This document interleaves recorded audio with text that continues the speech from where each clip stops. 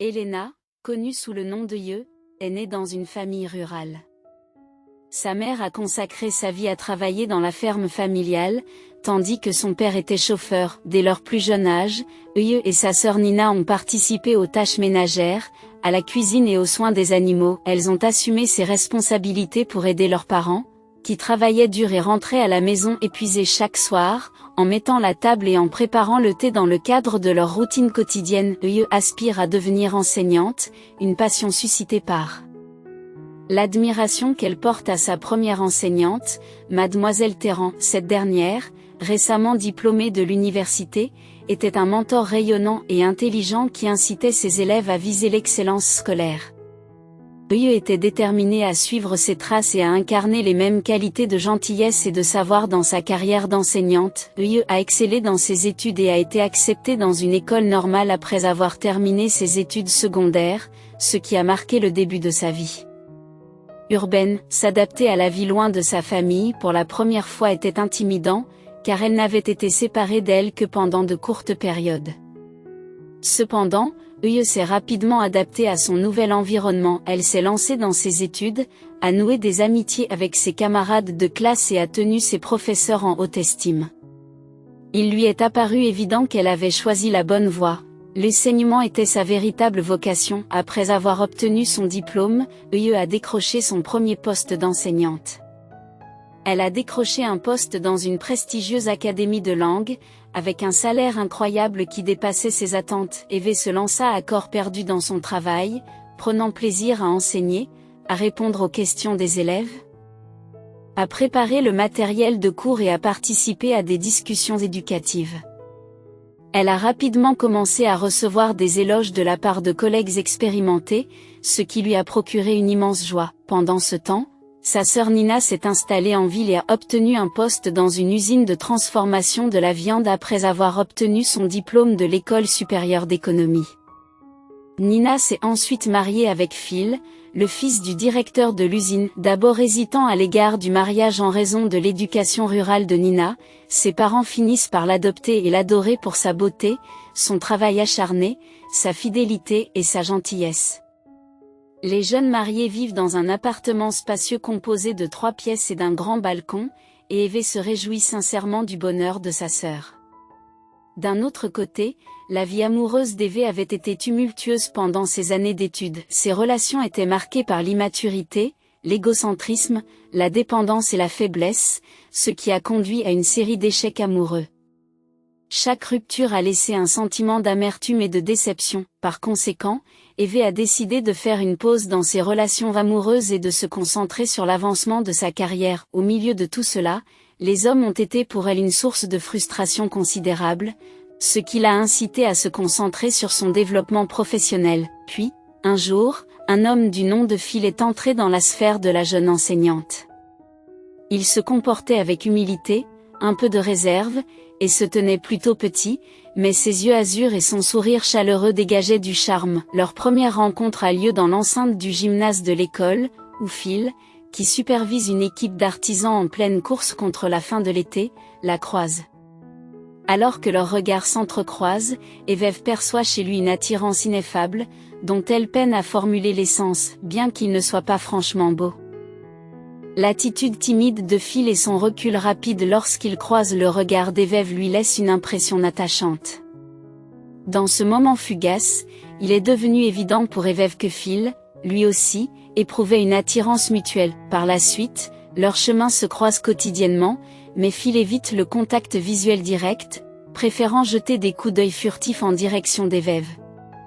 Ces échanges clandestins sont empreints d'un mélange de plaisir et d'intrigue, et Phil trouve le courage de saisir un moment décisif, à la veille de l'achèvement du projet, alors que leurs liens professionnels sont sur le point de se rompre. Phil, conscient de la possibilité que leurs chemins se séparent, décide de se lancer dans une entreprise audacieuse. Bien que dépourvus de rhétorique ornementale, les mots sincères et sans fioriture de Phil ont trouvé un écho profond auprès d'Ye, marquant une étape décisive dans leur relation naissante. Enchanté par son honnêteté, Ye accepte son invitation à sortir avec lui. Phil ignorait qu'Ye avait attendu ce moment avec impatience, s'inquiétant de la possibilité de ne pas recevoir l'invitation.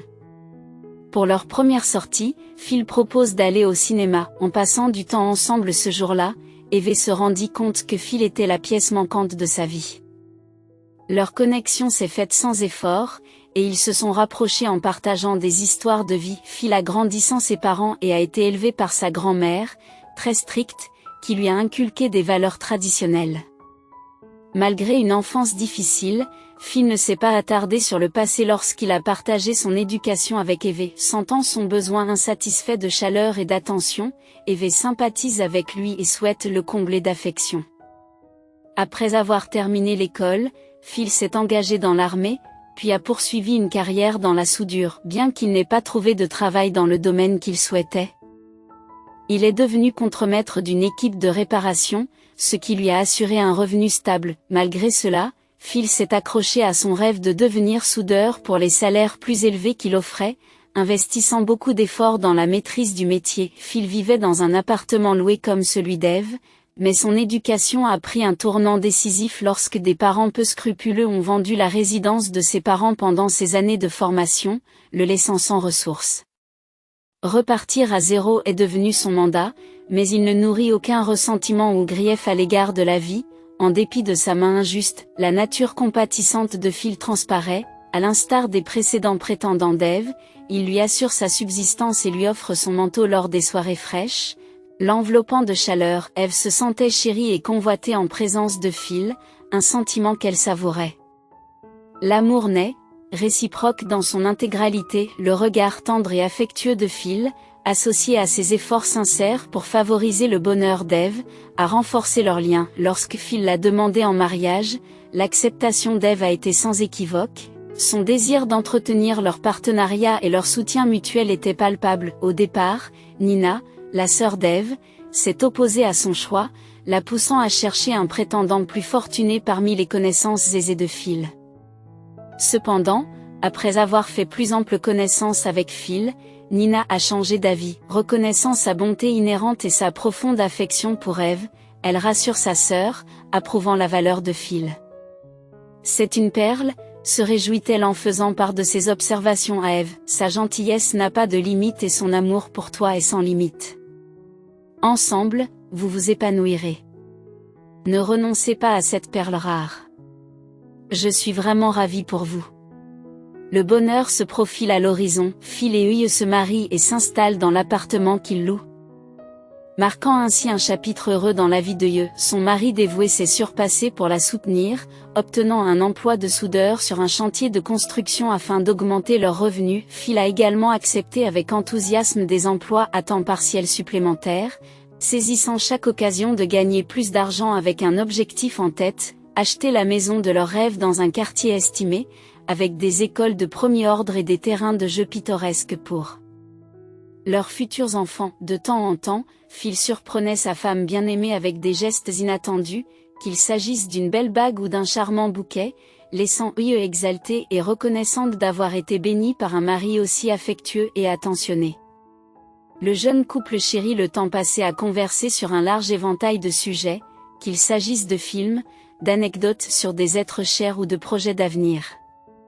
Bien que des désaccords soient parfois apparus, ils ont toujours trouvé un terrain d'entente par le biais de compromis. Ensemble, ils se sont initiés à des activités nouvelles et captivantes, Uye se découvrant une passion pour les randonnées en forêt aux côtés de Phil, et ce dernier développant une affinité pour le théâtre. Uye était convaincu qu'elle et Phil étaient des âmes sœurs, les moitiés complémentaires d'un tout unifié. Malgré leurs modestes moyens, ils menaient une vie confortable. Sans voiture somptueuse ni vacances luxueuses au bord de la mer, se contentant de ce qu'ils avaient reçu. Finalement, leur fils, Roger, est venu au monde. Le jeune couple se réjouit de l'arrivée de leur nouveau-né.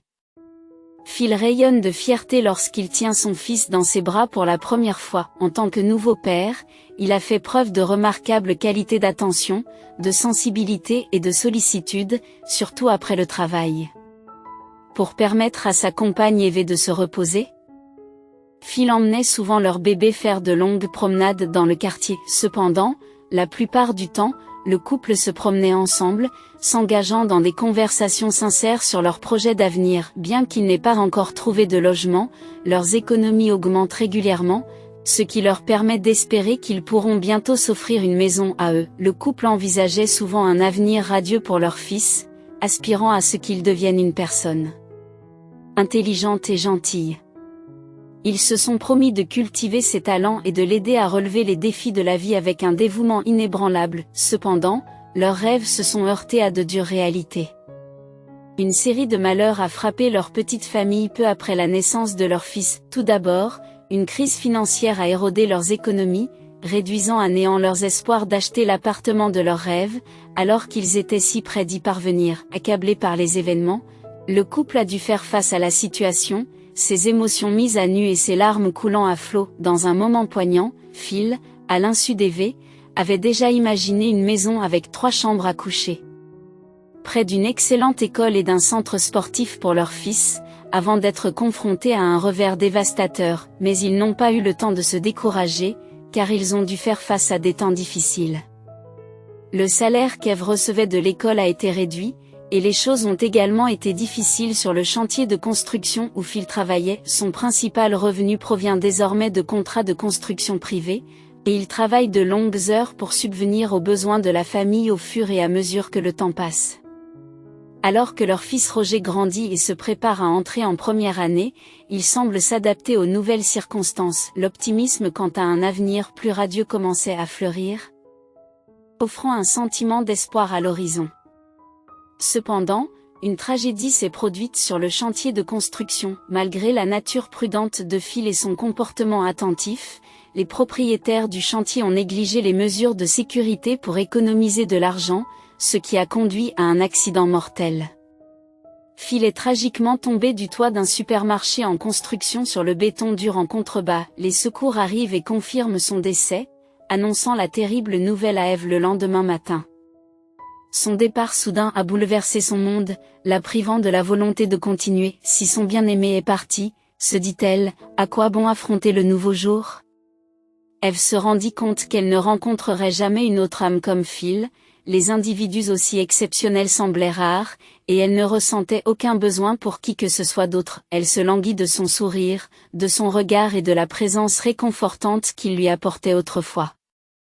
L'angoisse de ne pas pouvoir serrer son bien-aimé dans ses bras était comme une douleur physique pour Evie. Les objets personnels de Phil, ses vêtements, ses livres et ses lunettes, l'entouraient, lui rappelant cruellement qu'il ne reviendrait jamais à la maison.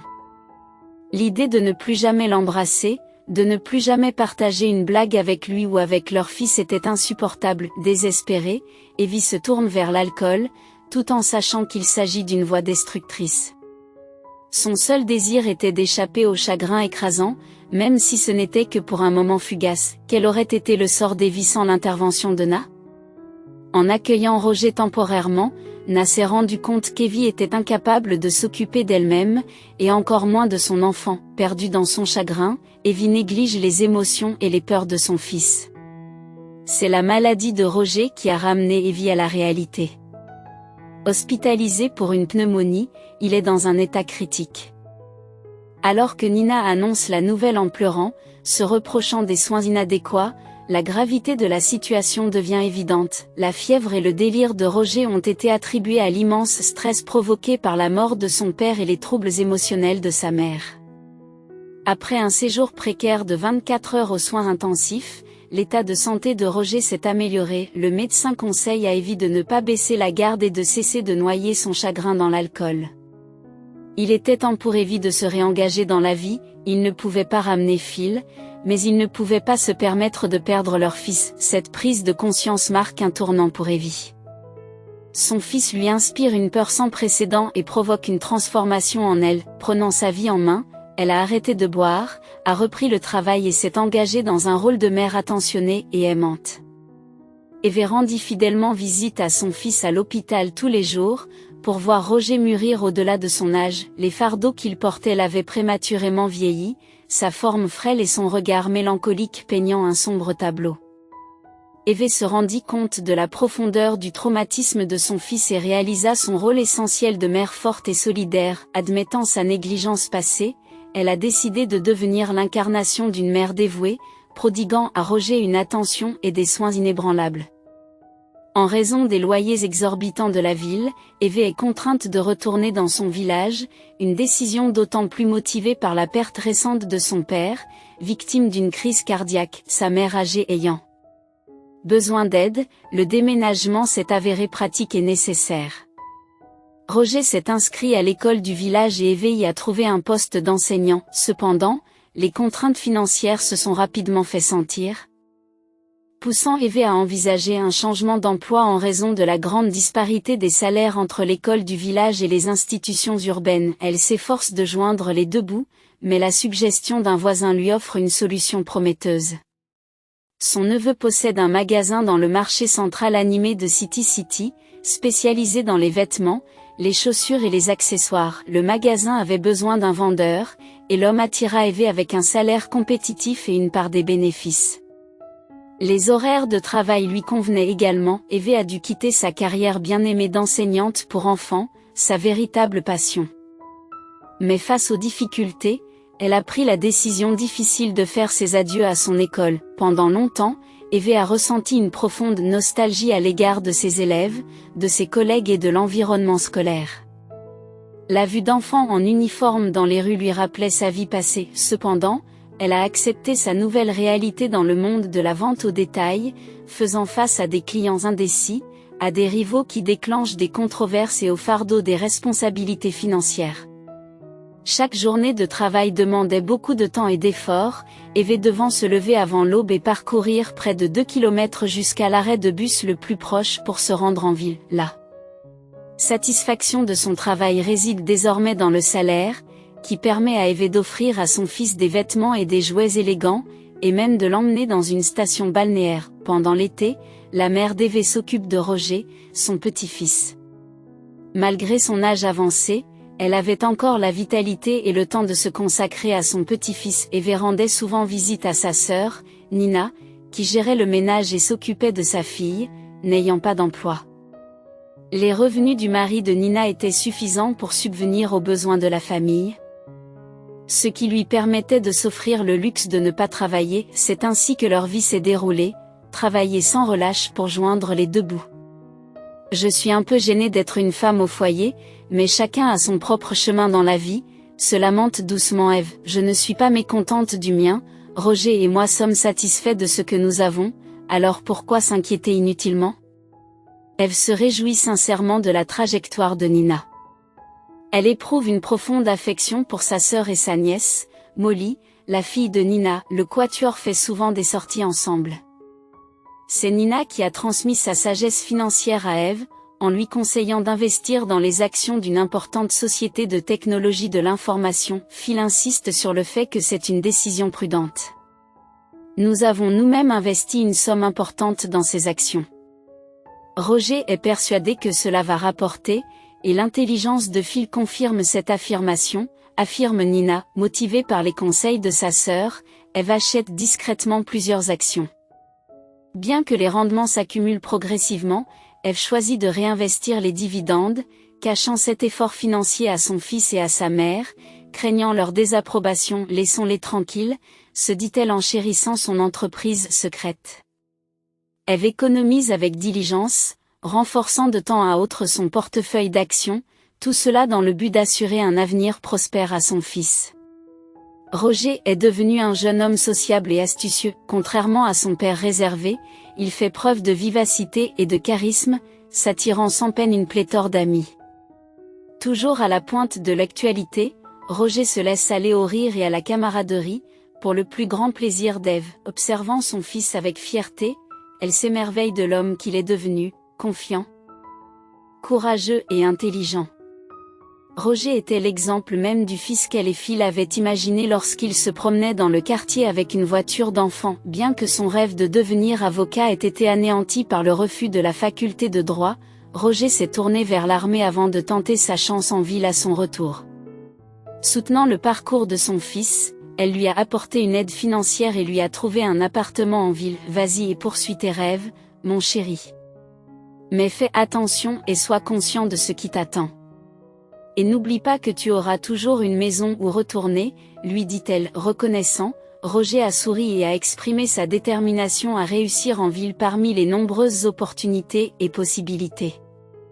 Bien qu'hésitant à le laisser partir, elle savait qu'il était temps pour son fils de tracer son chemin dans la vie. Roger a fini par s'inscrire à la faculté de droit, tout en travaillant à temps partiel à l'usine pour subvenir à ses besoins.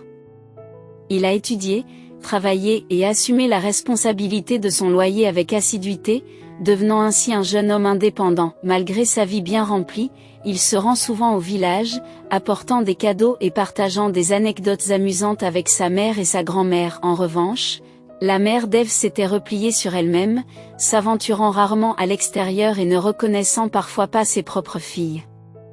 Un jour, elle a été victime d'une crise cardiaque, ce qui a poussé Ève à appeler une ambulance. Bien qu'elle ait été transportée d'urgence à l'hôpital, sa mère n'est jamais revenue. Remuée par le chagrin et l'incertitude, Ève ne peut que s'interroger, et maintenant ? Qu'est-ce que tu veux de plus ? D'un ton mélancolique, le médecin a réfléchi au passage du temps, reconnaissant l'inévitabilité de la mortalité. Après les funérailles, Nina a offert de façon désintéressée la maison familiale à Eve. Reconnaissant le dévouement de sa sœur à s'occuper de leur mère dans ces dernières années, Eve accepta ce geste généreux, consciente qu'elle avait besoin d'un endroit qui lui appartiendrait en raison de son âge avancé. Alors qu'elle contemplait le passage rapide du temps, se remémorant ses rêves et ses aspirations passées avec Phil, qui n'était plus qu'un lointain souvenir avec leur fils Roger devenu adulte et indépendant, elle se retrouva au seuil de la vieillesse, alors que Phil n'est plus à ses côtés et que son propre âge augmente. Eve envisage un avenir de retraite et de tranquillité dans leur retraite rurale. Son seul réconfort résidait dans l'espoir que Roger fonde sa propre famille, apportant joie et compagnie à sa vie solitaire. Malgré les tentatives sincères de Nina pour persuader Eve de profiter du moment présent et d'embrasser son indépendance, lui rappelant qu'elle était encore jeune et qu'elle avait les moyens d'explorer le monde, Eve est restée inébranlable dans son engagement envers son fils, préférant économiser ses ressources pour le mariage imminent de Roger et son foyer. Eve a décliné l'offre d'aventure à l'étranger, soulignant sa responsabilité à l'égard des besoins de son fils. Alors que Nina exhorte Eve à donner la priorité à son propre bonheur et à son bien-être pour une fois, soulignant la maturité de Roger et sa capacité à se débrouiller seul, le dévouement inébranlable d'Eve à sa famille l'emporte, soutenant sa détermination. Inébranlable, il est facile pour Nina de converser avec un mari qui la soutient autant. Elle est née dans un milieu privilégié et a été bien entourée toute sa vie, fidèle au caractère de sa nièce. Bien qu'elle ait été élevée dans l'opulence, elle a grandi en étant sage, humble et pratique. Comme son cousin Roger, elle était indépendante et travaillait depuis son plus jeune âge. Peu de temps après qu'Eve ait informé sa sœur que Roger aurait besoin de soutien dans les jours à venir. La situation s'est déroulée comme elle l'avait prédit. Lors d'une visite chez sa mère pendant le week-end, Roger se comporta mystérieusement, contrairement à son habitude, et Eve sentit que quelque chose n'allait pas. Sans tarder, elle mit sur la table le repas préféré de son fils. Des pommes de terre sautées avec des champignons et des cornichons de leur cave. Eve regarda avec joie Roger savourer chaque bouchée. Tout excité, le jeune homme fit part à sa mère de la délicieuse nouvelle, il allait se marier. Le cœur d'Eve se gonfle d'un mélange d'émotions, joie, anxiété et surprise. Elle s'appelle Cindy, et je suis sûre que tu vas l'adorer. Je l'amènerai le week-end prochain pour te la présenter avant notre mariage, s'exclama Roger, tandis que sa mère le bombardait de questions en réponse. Bouleversée par la nouvelle, Eve acquiesça en souriant. Elle avait prévu que ce moment arriverait tôt ou tard, mais elle s'était quand même retrouvée prise au dépourvu. Il s'avéra que Cindy travaillait comme serveuse dans un café où Roger dînait souvent. Leur rencontre s'est déroulée au fur et à mesure que Roger racontait l'histoire. Cindy, elle aussi, venait d'un milieu rural et avait été élevée par un parent seul. C'est étrange de voir tout ce que nous partageons, remarque Roger. S'aventurant dans l'espace urbain, Cindy ambitionnait de faire des études de droit, un parallèle inattendu. N'est-ce pas remarquable ? S'étonne Roger, un désir de servir dans les forces de l'ordre s'est éveillé en elle, s'imaginant en train d'appréhender des malfaiteurs, malgré sa carrure délicate. Quel genre d'officier pourrait-elle être, se demande Roger. Hélas, ses aspirations se heurtent à l'obstacle des examens universitaires. Peu encline à se replier sur ses origines villageoises, Cindy s'interroge sur la suite de son parcours. Elle est originaire d'un modeste hameau, où elle et sa mère s'occupent de 5 jeunes frères et sœurs. Elle a donc trouvé un emploi de serveuse de café. « Depuis combien de temps êtes-vous ensemble ?» demande son fils. « Presque 6 mois, répond Roger, dont le sourire trahit sa profonde affection. « Maman, elle est incroyable, elle s'occupe de mes besoins, entretient notre maison et éblouit par ses talents culinaires. Nous partageons l'appartement que je loue depuis 4 mois, poursuit-il, et j'ai récemment fait ma demande en mariage. » Soupirant de contentement, sa mère exprime sa joie, tout en rappelant les préparatifs du mariage. « Il y a beaucoup de choses à planifier », a-t-elle fait remarquer. Du lieu à la tenue vestimentaire, du traiteur aux invitations. Roger, quant à lui, a fait une proposition différente. « Nous avons opté pour la simplicité, » explique-t-il, « une cérémonie tranquille au bureau de l'état civil suffira. » En acceptant leur choix, la mère de Cindy a silencieusement mis de côté ses vieux rêves d'un mariage grandiose pour son fils bien-aimé. La célébration se déroule dans la joie, les invités bien habillés se rassemblent, accompagnés d'un toast master plein d'entrain, d'un grand gâteau et d'une table chargée de mets délicieux. Cependant, si le jeune couple avait choisi une autre voie, qu'il en soit ainsi, en fin de compte, c'était leur journée spéciale. Le week-end suivant, Roger et sa fiancée vinrent rendre visite à Eve, qui avait préparé un festin extravagant composé de salades, de viande grillée et d'amuse-gueules complexes. Eve se sentait nerveuse, impatiente de ravir sa future belle-fille et d'accueillir chaleureusement Cindy dans leur maison.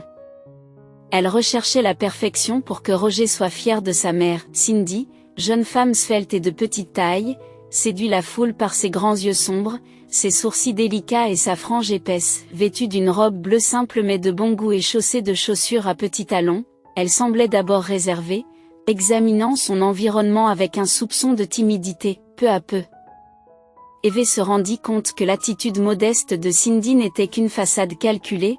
Elle était observatrice, délibérée dans ses actions et prompte à tirer des conclusions. Roger a détendu l'atmosphère avec son humour, divertissant les invités avec des blagues et suscitant des conversations intéressantes.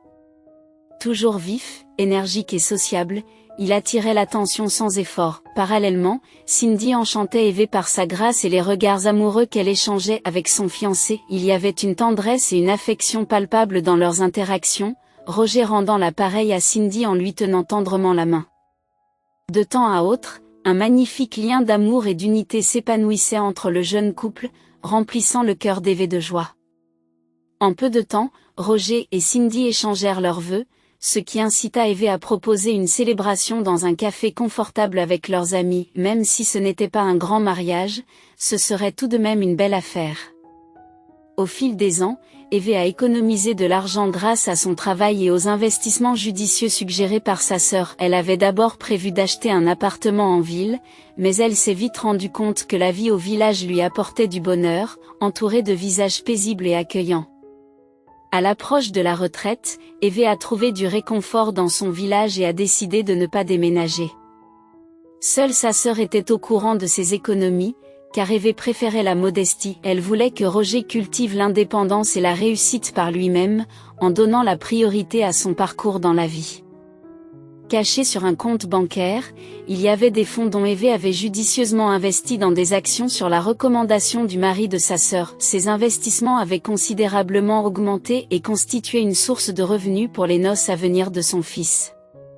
Eve a effectué un retrait de son compte, prévoyant qu'il couvrirait le coût des vacances somptueuses qu'elle prévoyait d'offrir à un jeune couple. Lorsque son fils, Roger, lui rendit visite, elle lui tendit une enveloppe volumineuse. Interloqué, Roger jette un coup d'œil à l'intérieur et s'exclame « Quelle belle surprise, où l'as-tu trouvé ?» Eve sourit et répond « J'ai économisé pour cela, dans l'intention que vous fassiez la fête tous les deux, acheter des bagues exquises, des vêtements, et dîner dans un restaurant chic avec des amis, amusez-vous bien. » Roger sourit en signe d'appréciation, mais hésite, peut-être devrions-nous économiser l'argent pour un appartement. Eve répliqua, vous gagnez tous les deux assez pour payer un loyer, et un mariage n'arrive qu'une fois. De plus, je sais que le travail a été difficile pour toi, Roger, tu t'inquiètes d'un salaire trop bas et d'un emploi incertain. Je m'inquiète pour toi et Cindy. Roger soupire et avoue, j'ai peur de tomber malade et Cindy gagne modestement sa vie en tant que serveuse, j'aimerais avoir une situation plus stable. Eve, en regardant son fils adulte se débattre, se dit que les soucis financiers sont monnaie courante, surtout lorsqu'on a une famille à charge. Auditivement, elle lui dit, ne t'inquiète pas, mon fils, une fois que tu auras terminé tes études, tu auras l'occasion de trouver un meilleur emploi. Tu es un jeune homme brillant et séduisant, n'importe quelle entreprise aurait de la chance de t'avoir. Roger soupira lourdement, mais ils ne m'embaucheront pas, j'ai été expulsé. Eve sursauta, pourquoi? Roger répondit calmement, pour avoir séché des cours. Le cœur d'Eve se brisa, elle faillit verser des larmes, mais elle savait que Roger avait plus que jamais besoin de son soutien. Elle avait imaginé que son fils deviendrait un avocat prospère, compétent et bien payé. La révélation est tombée comme un coup près. C'est ça, s'est exclamé Roger avec frustration, en regardant sa mère. J'ai dû faire des heures supplémentaires et j'ai manqué de nombreux cours. Les absences accumulées ont fini par me rattraper. Je pensais pouvoir y arriver, mais finalement j'ai échoué et ils m'ont renvoyé. Ce n'est pas un échec majeur, se rassura Eve, elle devait apporter son soutien à Roger maintenant. Tu vas rebondir et apprendre de cette expérience. Tu n'es ni le premier ni le dernier à faire face à des défis. Je ne veux pas continuer mes études, dit Roger, je suis un adulte qui perd son temps dans les salles de classe. C'est absurde. Je devrais gagner de l'argent. Eve choisit de ne pas se disputer avec son fils. Il n'était pas dans le bon état d'esprit, et elle était persuadée qu'il finirait par changer de point de vue. L'éducation était vitale pour sa réussite future, car elle permettait de poser les bases d'une carrière. Elle a l'intention de lui faire passer ce message, mais pour l'instant, elle a besoin de le soutenir et de le rassurer. Si tu n'es pas intéressé par un mariage, tu peux utiliser ce cadeau comme bon te semble, dit Eve à Roger en hochant la tête. Merci, maman, répondit Roger avec reconnaissance, nous avons vraiment besoin de ces fonds en ce moment.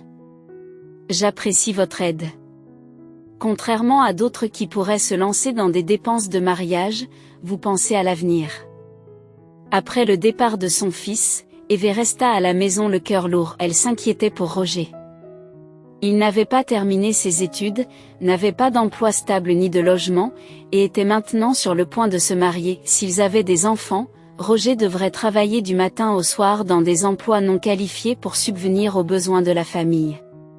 Ce n'est pas l'avenir qu'Eve envisageait pour eux. Roger, leur unique enfant, est maintenant un adulte, il se débrouillera, rassure Nina lors de leur conversation téléphonique du soir. Pourquoi t'inquiètes-tu? Tu as fait tout ce qu'il fallait.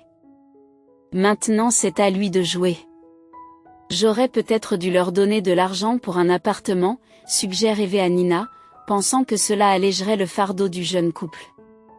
Laissez-les se débrouiller seuls, objecte sévèrement Nina, ne parle pas d'argent maintenant, sinon ils deviendront dépendants de toi. Ils pourraient essayer d'en profiter. Tu pourras toujours les aider plus tard. Ce n'est pas encore le moment. Tu as raison, Nina, tout à fait raison, dit Eve en riant, et toi, arrête de t'inquiéter. Viens demain, on sortira et on s'amusera, comme au bon vieux temps, acquiesça Nina en souriant. Eve se dit qu'elle avait de la chance d'avoir une sœur qui la soutenait et qui lui remontait toujours le moral. Après un certain temps, Roger et Cindy se marièrent lors d'une cérémonie simple et silencieuse au bureau de l'état civil. Seuls Yves, Nina, Molly et deux amis de Cindy étaient présents. Le petit groupe a ensuite porté un toast aux jeunes mariés dans un café voisin, échangeant des cadeaux avant de se séparer. Cindy devait commencer son service, tandis que Roger devait se rendre au travail. En repensant au mariage, Eve poussa un soupir déçu. Oh, la jeunesse d'aujourd'hui, fit-elle remarquer avec dédain.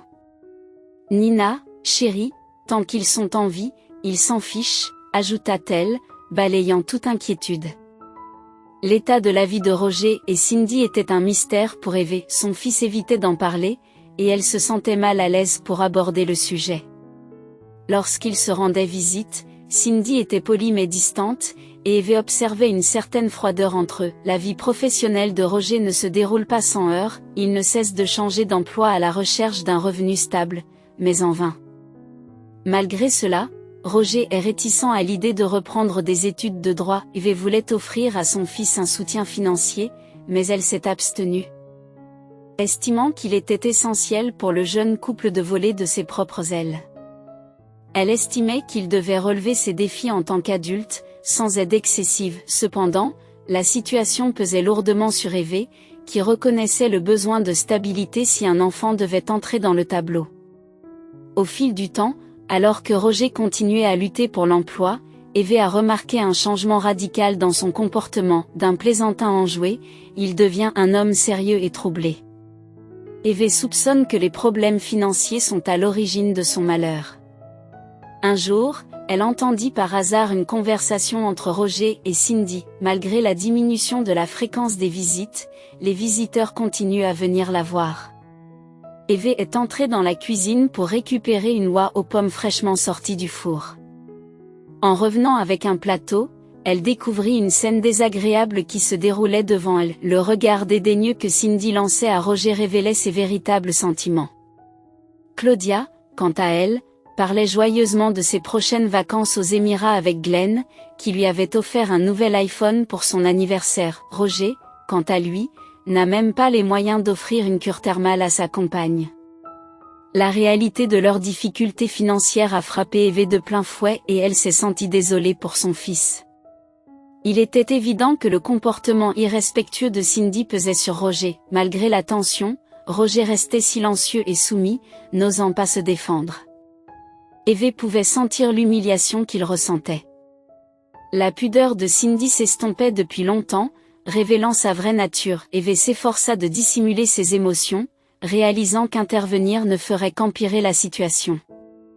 Les laisser régler leurs problèmes eux-mêmes semblait être la meilleure solution pour la soirée. Pendant que le couple faisait ses adieux, Eve resta impartiale, s'engageant dans des conversations décontractées avec un sourire sur le visage, essayant de ne pas voir la tristesse cachée dans le regard de son fils. Après le départ de Roger et de Cindy, une vague de tristesse s'abattit sur Eve. Au milieu de la clarté qui surgit en elle, elle observa l'affection durable de Roger pour Cindy. Sa dévotion inébranlable était palpable, mais ses efforts ne semblaient pas suffisants. Cela s'expliquait en grande partie par le fait que Roger avait abandonné ses études à cause des exigences de Cindy. Eve se reprocha son manque d'objectivité. Elle reconnut que c'était le choix de Roger de renoncer à ses études de droit en faveur d'un emploi. Si Cindy a joué un rôle dans cette décision, Eve a réfléchi à la manière dont elle pourrait soutenir son fils. Consciente de ses ressources financières, Eve a envisagé de demander conseil. Un appel à sa sœur s'ensuivit, qui, après avoir entendu les pensées d'Eve, déconseilla avec véhémence l'achat d'un appartement pour Roger. À ce stade. Le raisonnement de sa sœur était clair, les conséquences imprévues d'une propriété commune si Roger et Cindy décidaient de se séparer. Réfléchissant à la sagesse des paroles de sa sœur, Eve comprit la gravité de la situation. Il était en effet difficile de naviguer dans les complexités d'être une mère pour un fils adulte. Eve soupira, reconnaissant une fois de plus la validité des conseils prudents de sa sœur. Il y avait de nombreux facteurs à prendre en compte, et les détails devenaient insurmontables pour Eve. Plusieurs années passèrent encore, et elle remarqua que son fils vivait un mariage malheureux. Il luttait toujours pour trouver une source de revenus stable, ayant testé différents métiers et s'étant même lancé dans sa propre entreprise, sans succès durable. Finalement, épuisé par les défis et les déceptions incessants, Roger abandonna ses efforts. Un jour, soudainement, il s'est adressé à sa mère, lui avouant qu'il ne pouvait pas se permettre de résider en ville en raison des coûts élevés. Il lui a fait part de son intention de rester avec elle pendant un certain temps, si elle était d'accord. Il fut surpris par cette proposition inattendue, et Roger confirma leur plan d'un signe de tête. Ils s'arrangèrent pour emménager la semaine suivante. Après le départ de son fils, Yves se sentit déconcerté et se demanda s'ils avaient vraiment l'intention de rester au village. Quelle décision étrange avait-il prise, étant donné la rareté des possibilités d'emploi dans le village, à quoi Roger et Cindy s'attendaient-ils? Néanmoins, Yves choisit de ne pas contester la décision de son fils, peut-être cherchait-il à s'évader de leur situation difficile et envisageait-il la vie au village comme une alternative. Si la vie en ville ne leur convenait pas, peut-être cela pourrait-il servir de solution. La cohabitation avec Roger et Cindy a commencé par une discussion sur les conditions de vie. Roger a hésité à dire qu'ils occuperaient le salon. Surprise, Yves s'est renseigné et a fait préparer une petite chambre pour le jeune couple, croyant qu'il s'agissait de la demeure la plus confortable et la plus isolée pour leur existence tranquille. Roger a simplement affirmé que c'était la plus grande et la plus lumineuse. Yves se rendit alors compte que son fils ne faisait qu'acquiescer au désir de Cindy. Il s'est toujours efforcé de satisfaire sa femme dans tous les domaines, l'adorant par-dessus tout, et Cindy en a profité. Cindy a rapidement révélé son vrai visage à sa belle-mère, ne faisant aucun effort pour feindre la politesse ou l'humilité. Elle ne cesse de pinailler, critiquant les méthodes de cuisine et de nettoyage d'Eve. Cindy faisait souvent des remarques dédaigneuses à l'égard d'Eve, lui demandant pourquoi elle faisait tant de bruit avec la vaisselle le matin, perturbant son sommeil, et suggérant que les rires de ses amis étaient trop bruyants. Ne pourrait-elle pas se réunir ailleurs le soir? Eve était complètement déconcertée par l'audace de sa belle-fille. Elle avait envie de rappeler à l'impudente jeune femme qu'elle était invitée chez elle et qu'elle devait se comporter avec plus de décorum. Cependant, elle se retint pour le bien de son fils. Eve pouvait discerner le profond attachement de Roger pour Cindy, son amour et son adoration pour elle étaient palpables. Le jeune mari s'efforçait de satisfaire tous les caprices de sa femme, et ils étaient nombreux. Roger n'arrivait pas à les satisfaire tous et se sentait coupable, un sentiment que Cindy exacerbait.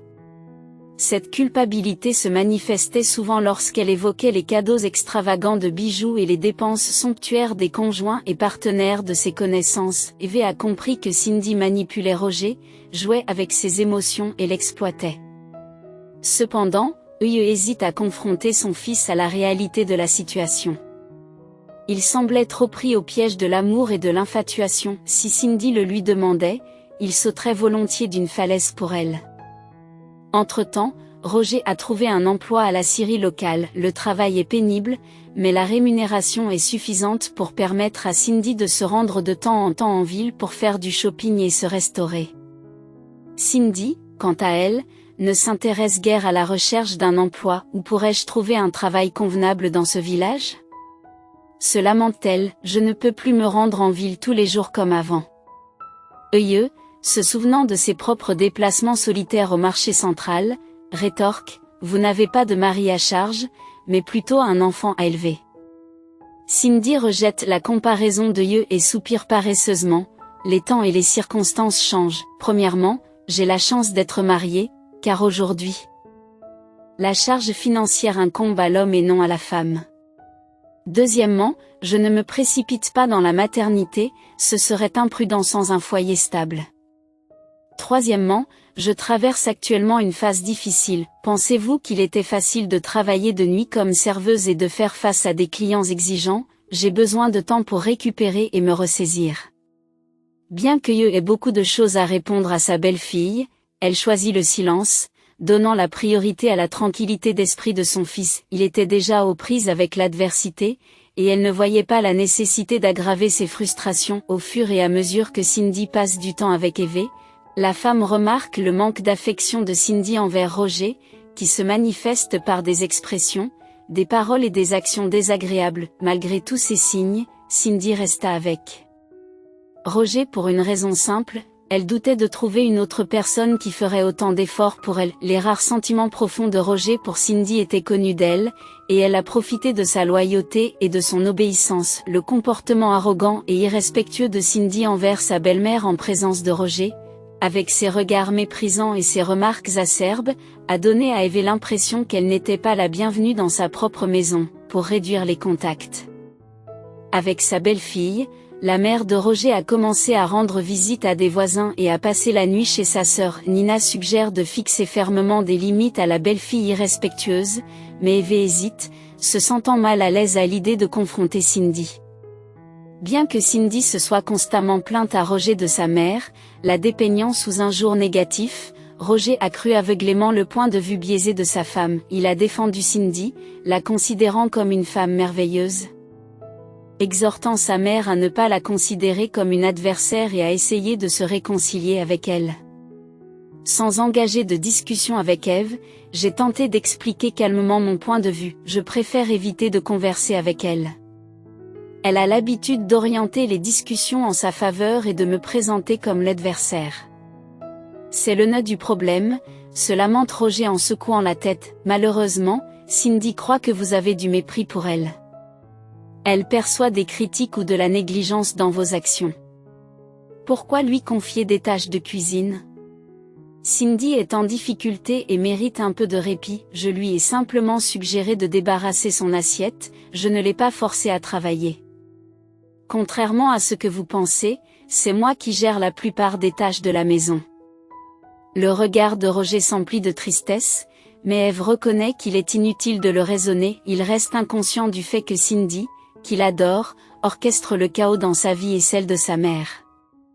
Peut-être Roger comprendra-t-il un jour la vérité, mais pas maintenant. Cindy avait habilement monté Roger contre sa propre mère, qui les hébergeait gracieusement et les soutenait financièrement, la plupart de ses revenus servant à rembourser les dettes de la ville qu'ils avaient accumulées. La situation est pénible. Eve ne voyait aucune solution viable en vue et ne pouvait qu'espérer une prise de conscience de la part de Roger. Parfois, elle avait envie d'expulser l'impudente de la résidence, mais cela signifierait perdre son fils pour toujours. Franchement, cette maison appartenait à Roger depuis le décès de sa mère. Eve réalisa soudain que de telles circonstances malheureuses se produisaient souvent. Même si la maladie de sa mère nécessitait une aide urgente, rien ne laissait présager son départ imminent.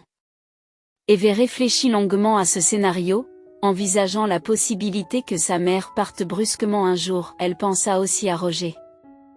Que se passerait-il si des prétendants inattendus à l'héritage apparaissaient ?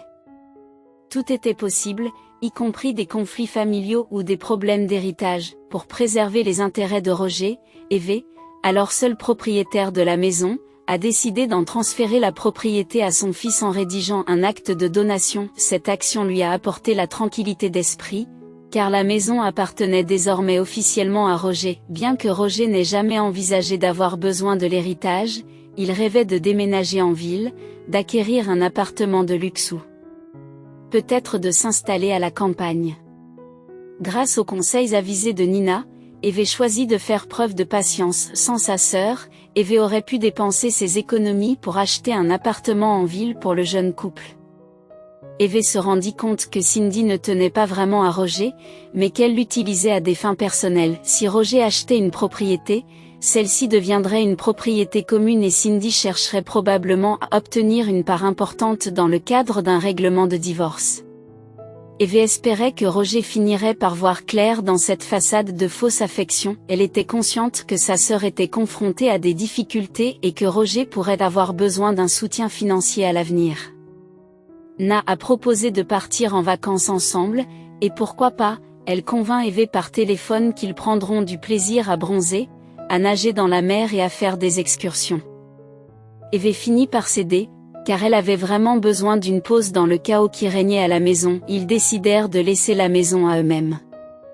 Na a mentionné que Cindy devrait s'occuper de la cuisine et du ménage, mais elle était trop choyée pour faire même les tâches les plus simples comme laver ses assiettes. Cindy passait ses journées à la maison, collée à son téléphone et à regarder des feuilletons. Naturellement, Cindy a exprimé son opinion sur les projets de vacances d'Eve. Elle a souligné les contraintes financières de la famille et s'est interrogée sur le caractère abordable d'un voyage dans une station balnéaire. Malgré les plaintes de Roger concernant la baisse de son salaire, Cindy, qui a toujours été patiente et dévouée à sa femme, ne peut contenir sa frustration. Maman l'a gagné, elle peut donc faire ce qu'elle veut, mais qu'en est-il de nous ? Nous n'avons jamais eu l'occasion d'aller quelque part avec vous, et nous travaillons dur nous aussi. Néanmoins, Eve leur assure que les vacances en vaudront la peine. Eve et Nina finirent par trouver une maison à louer dans un village pittoresque au bord de la mer. Pendant leur séjour, les sœurs ont fait de longues promenades, nagé dans les vagues, profité du soleil et exploré diverses attractions. Eve a également réalisé un rêve de longue date en faisant un tour palpitant en jet ski avec un jeune conducteur audacieux, sentant les embruns sur son visage tandis qu'il fonçait sur la mer sans fin. C'était un mélange de peur et d'excitation comme elle n'en avait jamais connu auparavant. Le soir, les sœurs s'aventuraient même dans les discothèques, dansant comme si elles étaient redevenues jeunes. « Merci, Nina, de m'avoir sauvée », dit Eve avec une joie sincère. « Je me sens 10 ans plus jeune, et ça se voit », ajoute-t-elle en souriant. Nina complimenta Eve, notant à quel point elle était reposée et belle. Pour la première fois depuis de nombreuses années, Eve s'est admirée dans le miroir, découvrant un reflet bronzé et rafraîchi. L'éclat de ses yeux et la vitalité de son visage témoignent d'un nouveau sentiment de vie et d'énergie, laissant derrière elle ses problèmes, notamment une belle-fille exigeante et des conflits familiaux. Eve a ressenti une transformation rajeunissante. Elle se sentait plus forte, plus belle, plus énergique et voyait le monde sous un jour positif. Un soir, les sœurs se sont attardées sur la plage, s'émerveillant des vastes étoiles et de la lune jaune brillante qui dessinait un chemin scintillant sur la mer. C'est un véritable enchantement, remarque Eve. En effet, acquiesça Nina, c'est dommage que nous devions partir demain. Cet endroit va me manquer. Rêvant d'une autre vie et d'un autre monde, Eve souhaitait rester plus longtemps, loin du stress de la maison. Lena exprima sa frustration, se sentant submergée par les responsabilités. Leur conversation fut interrompue par une voix charmante qui les salua chaleureusement. Les deux femmes furent surprises par l'apparition soudaine d'un homme svelte aux cheveux grisonnants sur les tempes. Il les accueille avec un sourire charmant et un comportement amical. Vêtu de manière décontractée d'un jean retroussé et d'un t-shirt noir ample, l'étranger dégageait une impression de style et de charme. « Bonsoir à vous aussi », répondit Nina en leur nom à toutes les deux, en lui rendant son salut chaleureux. Engageant la conversation, l'homme, prénommé Jeffrey, explique qu'il vient d'arriver ce jour-là et qu'il a pris une chambre au 2e étage du café. Pendant ce temps, les sœurs savourent leur dîner, sirotant du vin, grignotant des brochettes et profitant de la musique en direct. Jeffrey ne peut s'empêcher de remarquer les deux jolies femmes célibataires à une table voisine et décide de les aborder. S'excusant de la surprise initiale qu'il a pu causer, Jeffrey exprime son désir de se faire de nouveaux amis, attiré par la gentillesse qui émane des sourires de ces femmes. Nina, prise d'une pointe de remords, mentionne leur départ le lendemain en raison d'un vol à la mi-journée. Le sourire de Jeffrey s'estompe brièvement, car il ressent lui aussi une pointe de déception face à l'occasion manquée de faire plus ample connaissance avec elle. La perspective de passer leurs vacances en trio semblait séduisante et prometteuse. Il y avait une attirance indéniable vers Jeffrey. Un certain charme et un charisme qui les captivaient tous les deux. Elle ressentait des émotions inconnues, car elle n'avait rien vécu de tel au cours des 3 dernières décennies. Alors qu'il ne reste qu'une soirée à passer, le sourire de Jeffrey est accueillant et il leur propose d'en profiter au maximum pour créer des souvenirs impérissables. Rassurant, il lui promet de lui faire découvrir des lieux étonnants qu'elle va adorer. « Es-tu partante pour cette aventure ?» Si Eve avait envie d'accepter tout de suite, elle hésitait, contrairement à sa sœur, et ne voulait pas se laisser entraîner par le charmant inconnu. S'en apercevant, Jeffrey prit acte de sa prudence et comprit ses réserves. « Allons nous promener au bord de l'eau où il y a beaucoup de monde. » Eve, plus à l'aise car Nina semblait soulagée que Jeffrey ne soit pas offensé, profita d'une agréable promenade pendant qu'ils bavardaient et riaient de bon cœur. Ils découvrirent que Jeffrey vivait dans la capitale et possédait quelques magasins. Il a partagé avec franchise des détails de sa vie, notamment le fait qu'il était devenu veuf alors que sa fille n'avait que 9 ans. Respectant les souhaits de sa fille, il ne s'est jamais remarié. Na, qui ne vit elle aussi que pour son fils, s'est sentie concernée. Endurant beaucoup pour lui, Jeffrey regardait Eve avec un vif intérêt, suscitant en elle une vague d'émotion qui lui rappelait sa jeunesse. Ses joues se sont même empourprées. Pourtant, la confession de Jeffrey, des années plus tard, rendit ses efforts vains. Je me suis rendu compte que ce n'était pas l'approche la plus efficace. Ma fille est devenue un peu indulgente, mais elle a trouvé un mari qui tolère ses caprices, tout comme moi. Malheureusement, il réside maintenant à l'étranger, ce qui me laisse solitaire, malgré le travail et les amis, depuis le départ de ma fille, ma maison et mon âme se sentent vides. Leur trio s'est amusé jusqu'à l'aube. Comme s'il était transporté dans sa jeunesse, Jeffrey, faisant preuve d'une réelle sympathie à l'égard d'Eve, cherchait parfois à lui faire plaisir, effleurant sa main par inadvertance. Dans ces moments-là, elle souhaitait que le temps se fige. À l'aube, les sœurs se dirigèrent vers leur cottage. « Je n'aime pas vous dire adieu », avoua Jeffrey, le regard fixé sur Eve. « Alors échangeons nos numéros », dit Nina. « Nous avons passé un excellent moment. Nous pourrions peut-être nous retrouver l'année prochaine, en restant connectés, nous pourrions planifier d'autres vacances ensemble. Ne serait-ce pas splendide ? Absolument, répondit Jeffrey en demandant les chiffres d'Eve. Elle accepta, rayonnant de la chaleur et de la tendresse qui émanaient de lui, désirant se perdre entièrement dans cette affection. Le regret envahit Jeffrey lorsqu'il réalisa qu'ils s'étaient rencontrés trop tard. Avec un sourire, il s'empresse de taper le numéro d'Eve sur son téléphone. Voilà, nous avons échangé nos numéros. Nous ne nous perdrons pas de vue, remarque-t-il. Eve acquiesce, tout en sachant au fond d'elle-même que cet échange ne signifie pas grand-chose. Le conte de fées presque naissant entre eux ne se concrétiserait jamais. Demain, ou plutôt aujourd'hui, Nina et elle rentreraient chez elle. Retournée à la maison exiguë du village, à la belle-fille désapprobatrice, au fils docile, leurs problèmes ne disparaîtraient pas pendant son absence. Quant à Jeffrey, aujourd'hui, il tournerait la page. Un homme comme lui n'était pas fait pour elle, trop brillant, trop bon, et elle, bien sûr, était trop âgée pour de telles activités. Cela l'attristait, mais c'était la dure vérité de la vie. Nina remarqua l'expression mélancolique d'Eve lorsqu'elles furent enfin seules.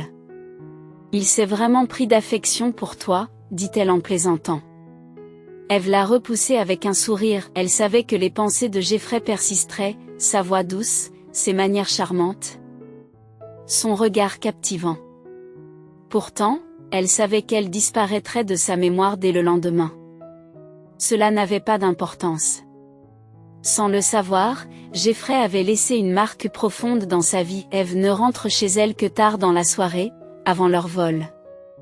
Malgré une courte sieste, elle se sentait encore fatiguée et épuisée par la nuit agitée et l'imminence du vol. Les fenêtres de la maison étaient grandes ouvertes et le doux bourdonnement de la télévision s'en échappait.